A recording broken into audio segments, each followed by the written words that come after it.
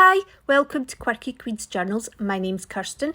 So today I am making an abstract picture on the gel plate using texture plates and stencils that I have made. So basically all this stuff has been made. I've just shown you one of my little circles I punch out. Anyway, so I've laid down black paint and I'm putting one of the texture plates down, putting a big heavy book on top just to help press it down a bit more. Left the book on about half a minute. So as you can see there, it's left some indentations. So the texture plates are made up of stencils that I'd cut out of acetate, like a vegetable bag netting that comes, like with a bag of onions or something, comes in a net bag, bits of that, bits of a net curtain, some lentils. I wouldn't recommend using the lentils, to be honest, because I made these about 3 months ago and I'm still picking up lentils. And I just stuck them onto the back of cardboard boxes and supermarket strong paper bags. Okay, so all these layers are going onto the same print. So we're just doing a multi-layer print, but because we're using stuff that I have made myself, and we're using it repetitively, we're kind of developing that sort of visual language. So a lot of the shapes that are being repeated, they match each other. So I'd put on a bit of iridescent blue there, and it reminds me of the interference paint. Now, a lot of the acrylic paints I use today are either golden fluid or Pebeo Studio Heavy Body. That's me just looking at that again. I think that iridescent paint's quite amazing. I think if it covered the whole page, it wouldn't be as effective, but another wee stripe would have been nice. So I'm pressing in the texture plate into the white paint. Now these pulls are all very quick pulls. The print is left down for 30 seconds to a minute, really on average. I found that today was just one of those days where the print worked well, the pulls worked well, there was no tearing, sticking, there wasn't lots of paint left in the gel plate. It was just one of those good days you get with the gel plate. I'm sure tomorrow will be a different story. So the white's very opaque. And so you can see here, it's actually, instead of being a very dark print, I would now class it as a very light print.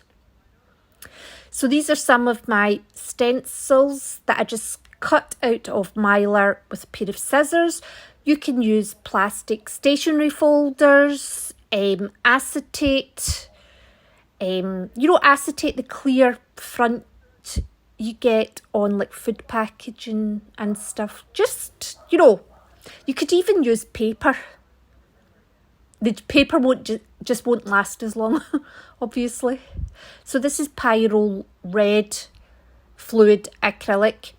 Now the fluid acrylics I find dry very fast, so I've kept my big roller, my big brayer to use with them so that it's fast spreading it out. And also what I find is if I use a brayer that's got heavy body paint on it, built up on it already, it takes the fluid paint off the gel plate. So I just use a separate brayer, or I peel all the paint off the brayer first. One of the two. So that red worked very well with this. I think that because I pulled each layer while it was still wet is maybe why it was quite easy and the paper didn't tear, etc.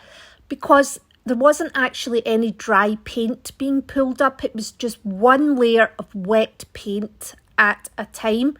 So probably similar to just putting layers of paint on with a paintbrush.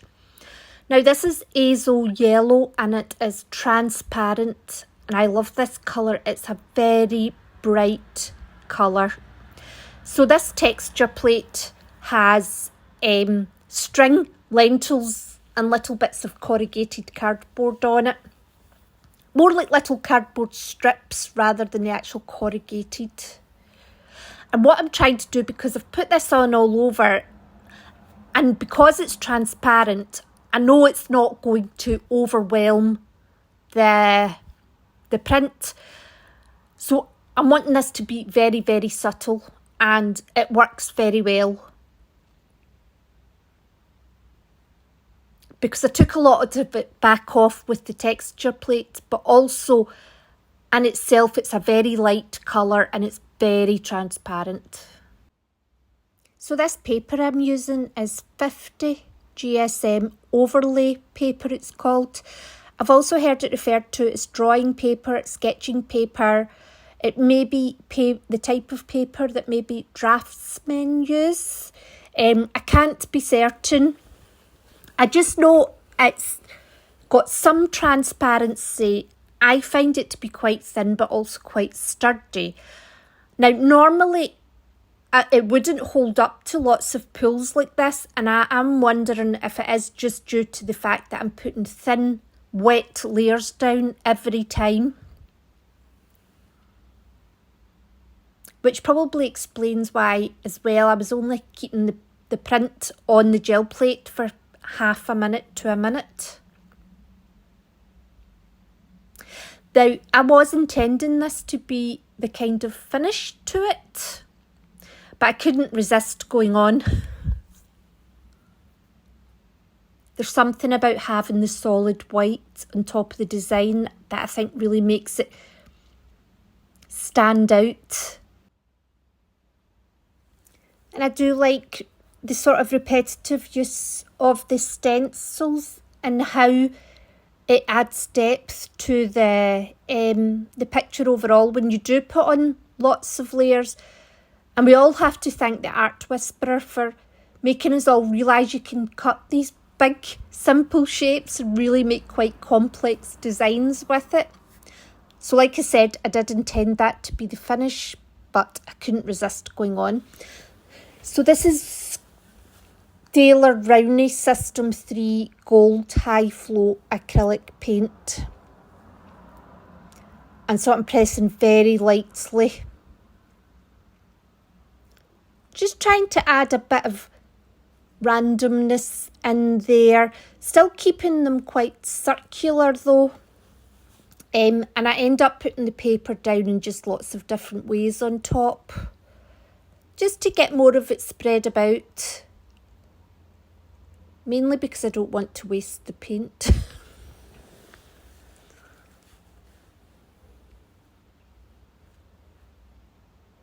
It's always best to test these things by pressing lightly to begin with.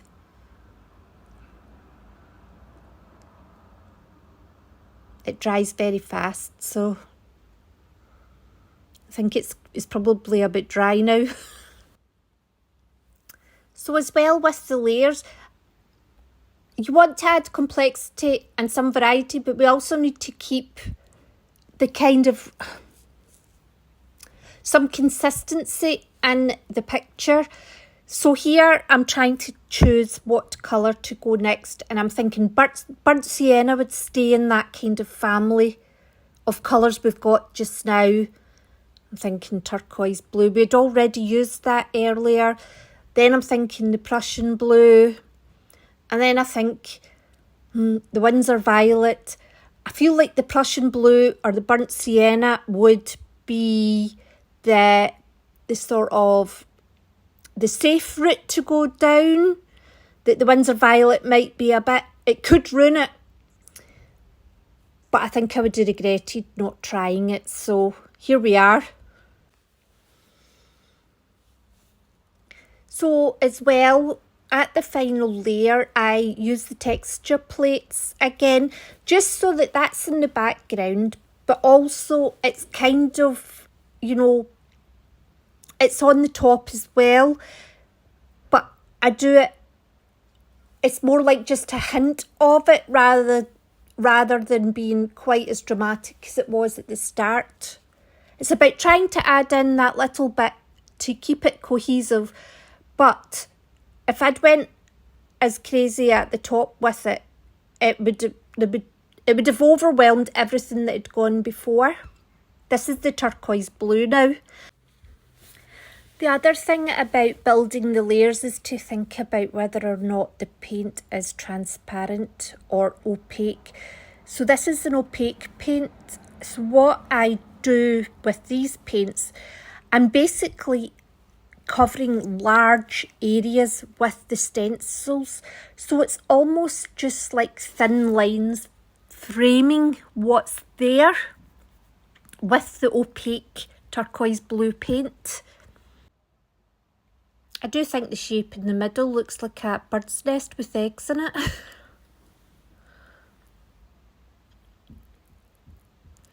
So you can see it is starting to get more complex now, and I'm thinking to myself, am I doing too much? But I've came this far, so now we're using the Prussian blue.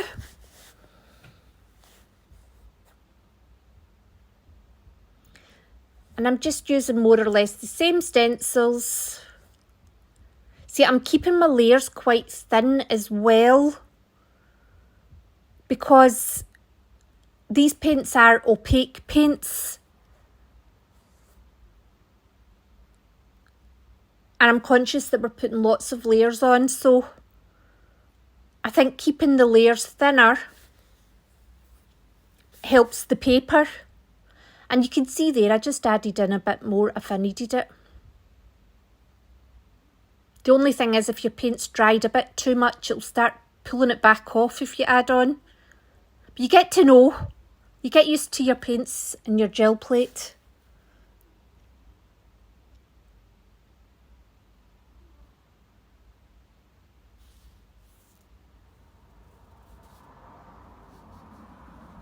So I think the Prussian blue is a nice addition, and I think it counteracts the solid white that we've got in there.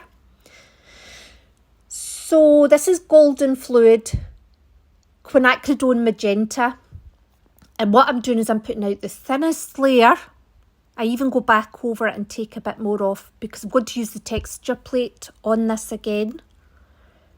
So I'm hoping to do something similar that we did with the transparent yellow, where it's just a hint of it.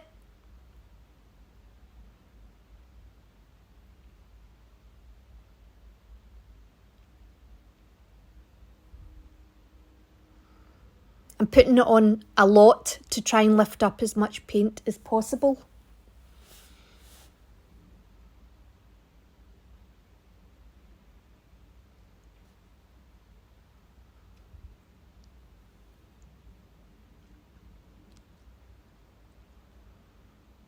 So you can see there that especially on the white, a lot of the texture plate marks are on it. So this is golden fluid white acrylic paint. Now I could have used heavy body as well, but I was really trying to go for quite a very thin layer.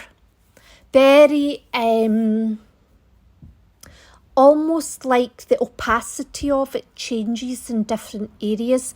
So I wanted this solid framework, but to have parts of it that are kind of missing or a bit blurry or a bit faded.